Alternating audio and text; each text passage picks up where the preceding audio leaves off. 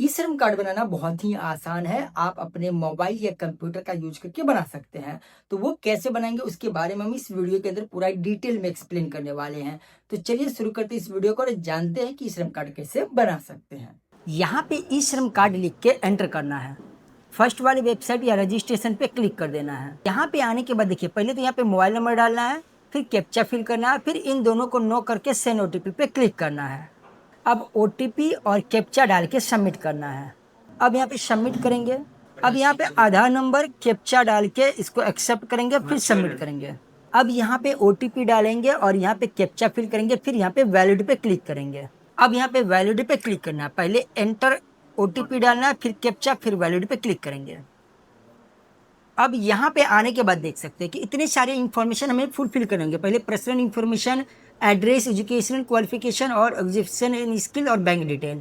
तो पहले हम कंटिन्यू टू अदर डिटेल पे क्लिक करते हैं।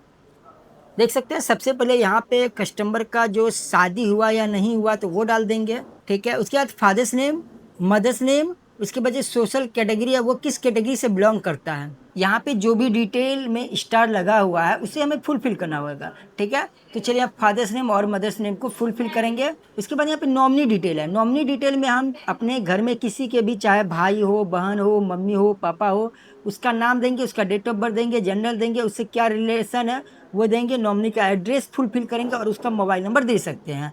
हालांकि इसको हम छोड़ भी सकते हैं बट फुलफिल कर देंगे तो और बेटर रहेगा। उसके बाद हम सेव एंड कंटिन्यू करेंगे। तो चलिए पहले डिटेल को फुलफिल करते हैं। तो यहाँ पे देखिए हमने ये डिटेल फुलफिल किए हैं पर्सनल इन्फॉर्मेशन में। सबसे पहले यहाँ पे मैट्रियल स्टेटस में नेवर मैरिड, अगर शादी हो गया तो वो दे सकते हैं। फादर्स नेम देंगे, मदर्स नेम देंगे और सोशल कैटेगरी में आप क्या हैं, जनरल हैं, ओबीसी हैं, एससी एसटी क्या हैं। उसके बाद यहाँ पे आएंगे कि नॉमिनी का डिटेल। नॉमिनी में आप अपने माता पिता, भाई बहन, पत्नी, जिसका भी देना वो दे सकते हैं और उसका सारा इन्फॉर्मेशन यहाँ पे डाल देना है। उसके बाद सेव एंड कंटिन्यू पे क्लिक करेंगे। अब देख सकते हैं अब रेसिडेंटल एड्रेस आ रहा है, यानी कि उसका एड्रेस को फिल करना है। तो यहाँ पे आएंगे तो सबसे पहले हम यहाँ पे बिहार सेलेक्ट कर लेते हैं और उसका जो होम डिस्ट्रिक्ट है वो क्या है, तो यहाँ पे जैसे हम यहाँ पे कटिहार सेलेक्ट कर लेते हैं। उसके बाद देखिए जहाँ जहाँ स्टार है हम उन्हीं को फिल करेंगे। अब अर्बन है कि रूरल है, तो यहाँ पे रूरल सेलेक्ट किया। अब लाइन 1 और 2 में हमें क्या करना पड़ेगा, कस्टमर का जो डिटेल एड्रेस है वो फुलफिल करना होगा। तो देख सकते हैं कि एड्रेस 1 और एड्रेस 2 में हम फुलफिल कर दिए। अब यहाँ पे हम दे देंगे स्टेट, फिर यहाँ पे हम डिस्ट्रिक्ट दे देते हैं। जैसे कि यहाँ पे हमें डिस्ट्रिक्ट मिल जाता है कटिहार। फिर अब सब डिस्ट्रिक्ट यानी कि वो जो ब्लॉक पड़ता है तो क्या ब्लॉक होगा तो वो दे देंगे। उसके बाद उसका विलेज क्या पड़ता है तो यहाँ से आके हम दे सकते हैं। तो देख सकते हैं अब सेम यहाँ पे हमें वो कितने साल से रह रहे हैं। तो अगर जनरली कोई परमानेंट वहीं पे है तो उसका जो डेट ऑफ बर्थ है वो डाल सकते हैं। लेकिन अगर किसी का शादीशुदा महिला वो आया तो वो कितने साल से यहाँ पे है तो वो डाल सकते हैं। तो आई थिंक यहाँ पे 15 से 20 साल हम डाल देते हैं। उसके बाद यहाँ पे सेम परमानेंट एड्रेस, अगर मान लेते वो कहीं और रह रही है या रह रहे हैं तो उसका भी यहाँ पे परमानेंट एड्रेस देना होगा जो पहले रह रहे थे। तो चलिए क्योंकि दोनों सेम है तो हम दोनों में सेम डिटेल फुलफिल कर देते हैं। अब देख सकते हैं कि हमने यहाँ पे पूरा डिटेल करेंट एड्रेस और स्टेइंग करेंट एड्रेस यानी कि जो इसका परमानेंट एड्रेस है ये दोनों को हमने अच्छे से फुलफिल किया। अब सेव एंड कंटिन्यू पे क्लिक करते हैं। अब बात कर लेते हैं इसका एजुकेशनल क्वालिफिकेशन। तो यहाँ पे आएंगे जो भी उनका एजुकेशनल क्वालिफिकेशन है वो डालेंगे। उसके बाद यहाँ पे उसका जो मंथली इनकम है वो क्या है तो 10,000 से कम ही डालना है। बाकी इन दोनों में कुछ नहीं डालेंगे, आगे बढ़ जाएंगे।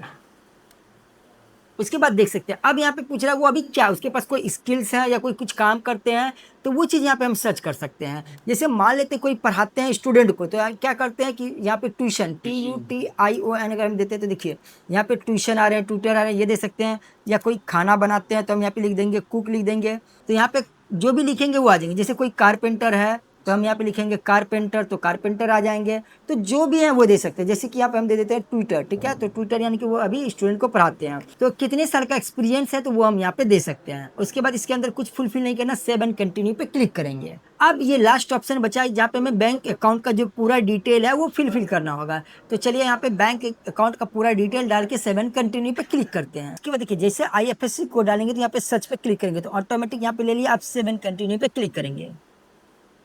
एक बार सारा डिटेल मैच कर लेंगे कि सारा सही है तो यहाँ पे एक्सेप्ट करेंगे और यहाँ पे सबमिट पे क्लिक करेंगे। अब देख सकते हैं कि यहाँ पे ये जो हमारा ई श्रम कार्ड है वो बन चुका है एकदम प्रॉपर वे से। अब यहाँ पे कुछ नहीं करना, डाउनलोड UAN नंबर पे क्लिक करेंगे तो ये हमारे यहाँ पे डाउनलोड हो चुका है। तो इस तरीके से आप आसानी से किसी का भी ई श्रम कार्ड बना सकते हैं। इंटरेस्टिंग वीडियो देखने के लिए आप हमारे चैनल को सब्सक्राइब कर लीजिए और कमेंट करके जरूर बताइए कि ये वीडियो आपको कैसा लगा।